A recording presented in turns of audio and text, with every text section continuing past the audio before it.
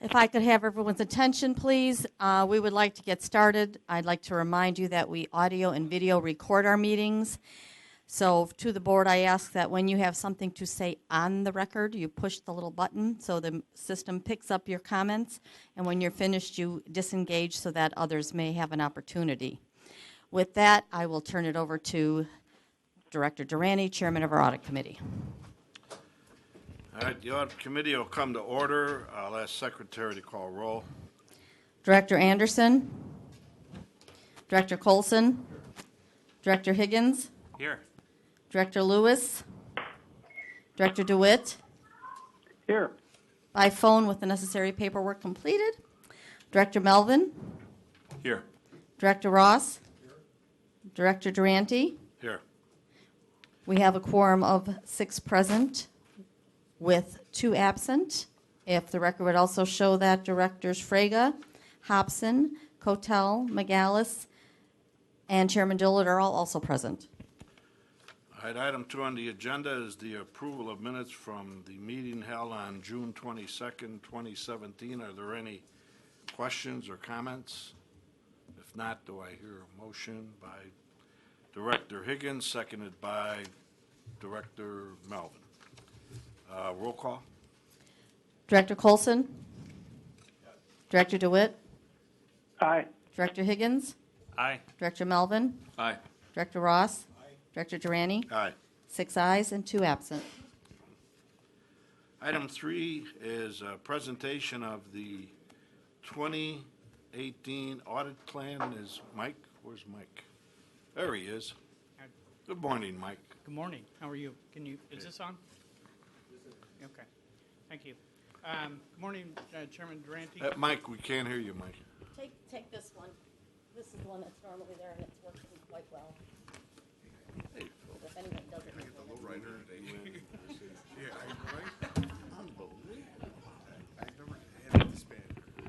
Thank you. Yeah, definitely better. Thank you, Chairman Durante, members of the Audit Committee, Chairman Dillard, and members of the board. I'm here this morning to present the 2018 Internal Audit Plan, copies of which were provided in your packet.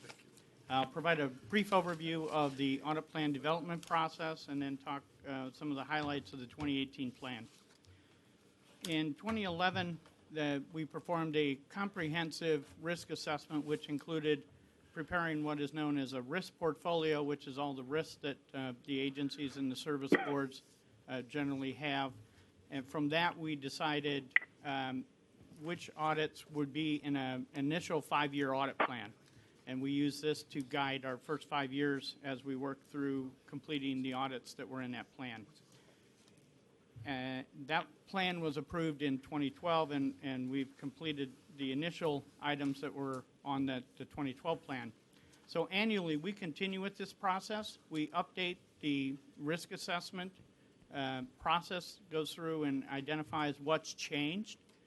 This includes items where the risk has been reduced, something happened that is no longer a big risk, and typically that's items that has been deferred for several years. So it initially was a risk because something was going to be implemented.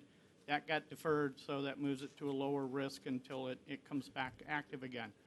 And then there's new items that come into the process. For example, on the new fare system, when that started, it became a higher risk for CTA, obviously, and then Metra, who followed thereafter and pays as well.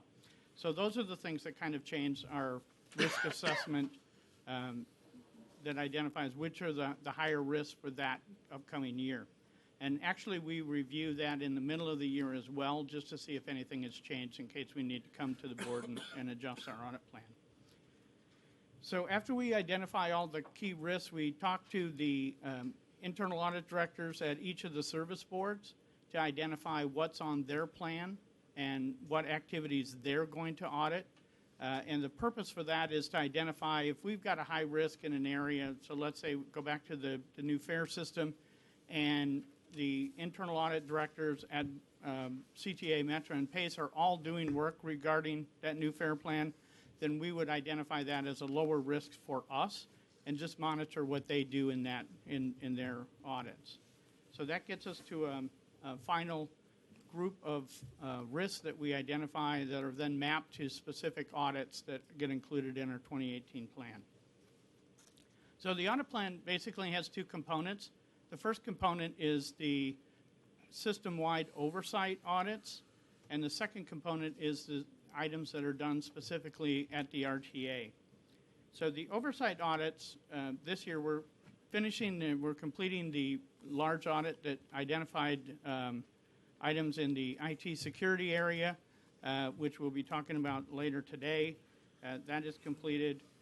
We also have ICE grant compliance work that we do, and that was based on the request from the board to monitor that every year to make sure that the ICE funds are being spent for what they're supposed to be spent on, which we do that, and that's worked out well. And we do the capital grant audits that are required to be completed to close out the capital grants. And those are grants that could be CTA, Metra, or PACE. So we do them at all of the service boards. This year, we're also required to perform a triennial audit of the ADA paratransit system, and that's required by the RTA Act that we do it every 3 years, and that's included in our plan for this year. The RTA internal audits include items that we do on a frequent basis, which is such as credit card usage and the expense reporting, which covers all of the staff, a sample of the staff, and all of the senior executives at the agency here. We've also included one risk that's kind of tied to our IT security area, which is personally identifiable information, and that's a review that'll start later in the year that we will do just at the RTA, not system-wide. Finally, the large item that we have in the RTA internal audits is work with Michael's Mobility Management. They're working with a new vendor, and we're going to be working with them on their vendor quality assurance program as they implement that process. The item that is going to occur later in the year, probably more than earlier in the year, is our enterprise risk, or our enterprise system, the new financial system that we're implementing. We will be involved in some of the testing and some of the work to make sure that things are going as proposed. We don't know how much time or exactly when that's going to occur, but based on the plan, we've got time set aside to do specific testing in those areas to make sure that we've got everything covered before we go live. One item that I do want to highlight on the schedule that was provided, we have some of the audits that are shown with vendor in the categories to be completed by them. Several years ago, we had decided that it's more efficient to have an outside firm do the grant closeout audits. So you'll see all the grant closeout audit work is identified as being done with a vendor. In that case, it's typically more efficient to have an outside firm that specializes in this do it, rather than try to keep that expertise in-house. Second, I do want to talk, part of the reason we have the vendors identified in there is because of our staffing in the audit department. We already had a real thin department. We had one of our audit managers, or the audit manager, leave the RTA, and our staff person is out for an extended amount of time. So to have the staff available to do the required work, we're going to use some contracts that were originally let by CTA, and we're able to piggyback on those contracts. They were competitively let.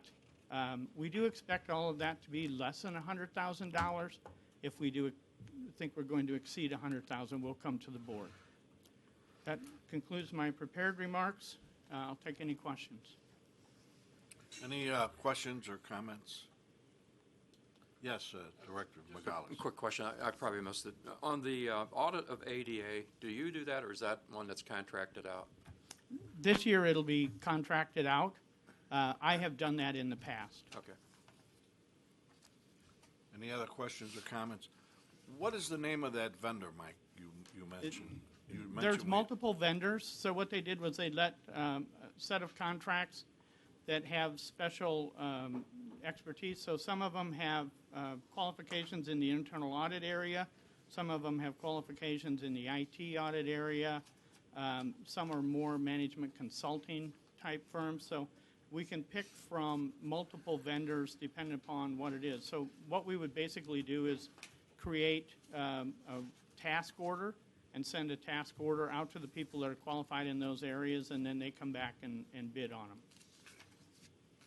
Any other questions or comments? Hearing none. Thank you, Mike. Thank you. Ask for a motion to adjourn by Director Higgins, seconded by Director Colson. Any discussion? All those in favor say aye. Aye. Meeting is adjourned. I call the Finance Committee meeting to order. Would the Secretary please call the roll? Director Anderson, Here. Director Colson, Director DeWitt,